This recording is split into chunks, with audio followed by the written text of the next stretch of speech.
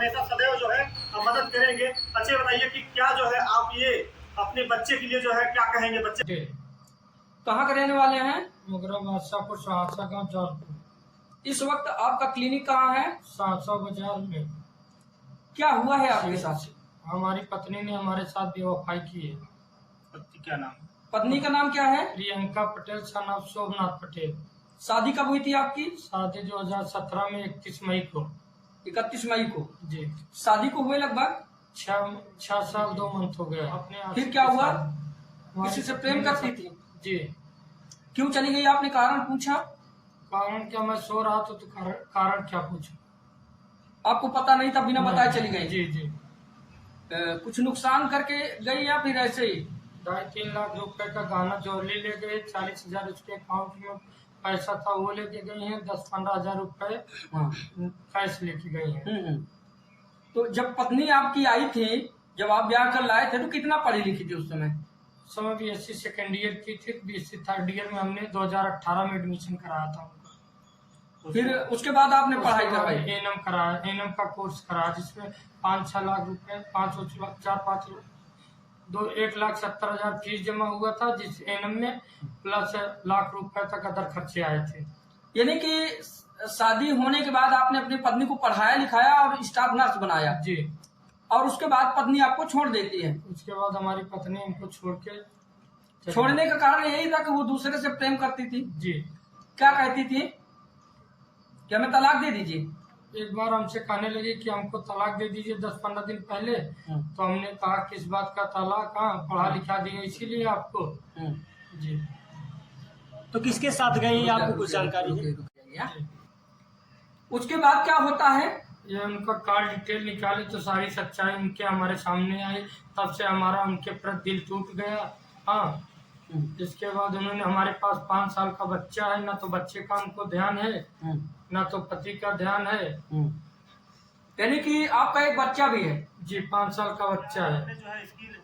उसको भी छोड़ के चली गई? सरायनाग थाने में हमने गुमशुदगी की रिपोर्ट लिखा 2-3 दिन बाद, तो उन्होंने सरायनाग थाने में। अच्छा ये बताइए कि आपकी पत्नी जो है, जब ये थाने से क्या आपको आश्वासन मिलता है? थाने से आश्वासन मिलता है कि 25-30 तारीख को कि अभी इसका CDR आएगा। CDR आने के बाद तब सर्विलांस पे नंबर डालें, सर्विलांस नंबर लगा कि पता चला सिविल लाइन में रह रही है। तो सिविल लाइन में उसको तो हमने कहा सर उसको उठवाइए। उन्होंने बात किया उसके नंबर पे, तो कहा कि अभी सर हमारी तबीयत नहीं ठीक है, फोन नहीं उठा रही थी। अच्छा ये बताइए कि अब जो है आपकी पत्नी जो है आपके साथ में रहना चाहती है कि नहीं रहना चाहती है? 7 तारीख को हमने DSP साहब से मिला वहाँ पलडन में। तो पलडन में उनसे सर से हमने कहा सर हमारा इतना दिन का घटना होगा, कोई सुनने वाला नहीं है। तो सर ने फोन किया सरायनाग CO के पास। CO ने तब बताया, तब उनको SI साहब को वो किया, तो उन्होंने फोन किया। तो तब इसके बाद शाम करीबन 2 बजे प्रियंका ने वहाँ, उसके आशिक ने 2 वकीलों के साथ भेजा उनको। तब वहाँ आके तब SI साहब ने प्रियंका के पिताजी को उसको सौंप दिया।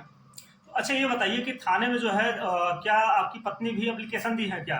हमारे दहेज प्रथा का मुकदमा हमारे ऊपर लिखाया है। अच्छा तो क्या आप कहेंगे माननीय मुख्यमंत्री जी से और शासन प्रशासन से क्या उम्मीद लगाएंगे? हम तो न्याय चाहते हैं बस, और क्या। ये बताइए जो आपकी पत्नी थी किसके साथ गई, क्या आपको कुछ जानकारी है? अभी इसके बारे में हमें जानकारी नहीं है। अच्छा अब ये बताइए कि आज जो है लोकेशन निकला डगराह पूरा वहाँ पर बस वो। अच्छा चलिए ये बताइए कि जब आपका शादी हुआ था तो आपके पत्नी के प्रति जो है आपका लगाव कैसा था? हमारा लगाव तो 5 साल 5.5-6 साल को बढ़िया चला है।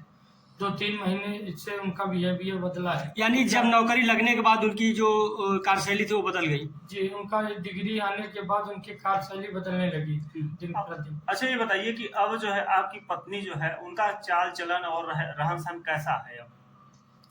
इस समय तो गड़बड़ ही है। तो अच्छा ये बताइए कि आपको ये कभी लग रहा था कि हमारी पत्नी जो है हमसे जुदा हो जाएगी, कभी आपने सोचा था? कभी नहीं। तो आपका बच्चा अब कैसे रह रहा है? बच्चा अब घर पे रहता है, हमारे पिताजी देखते हैं। अच्छा कितने भाई हैं आप लोग? हम 5 भाई हैं। पिताजी क्या करते हैं? पिताजी फार्मर हैं।